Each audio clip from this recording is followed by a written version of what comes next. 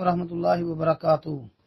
محترم بھائی نے یہ جی ایک آیا مبارکہ والذین یقولون ربنا ھب لنا من ازواجنا وذریاتنا قرۃ اعین وجعلنا للمتقین اماما، یہ لکھی ہے، کہتے ہیں جی سجدے میں پڑھی جا سکتی ہے، اس کی وضاحت کر دیں۔ نہیں بھائی، سجدے میں نہیں پڑھنی چاہیے، اس لیے کہ صحیح مسلم کے اندر حدیث ہے، نبی صلی اللہ علیہ وسلم نے سجدے اور رکوع کے اندر قرآن پڑھنے سے منع فرمایا ہے، سجدے اور رکوع میں قرآن پڑھنے سے منع فرمایا ہے۔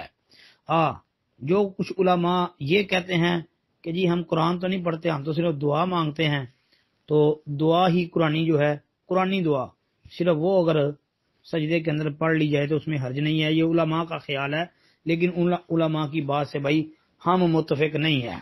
ہمارے علم کے مطابق صحیح بات اور راجح بات یہی ہے کہ قرآنی دعا بھی سجدے اور رکوع کے اندر نہیں کرنی چاہیے۔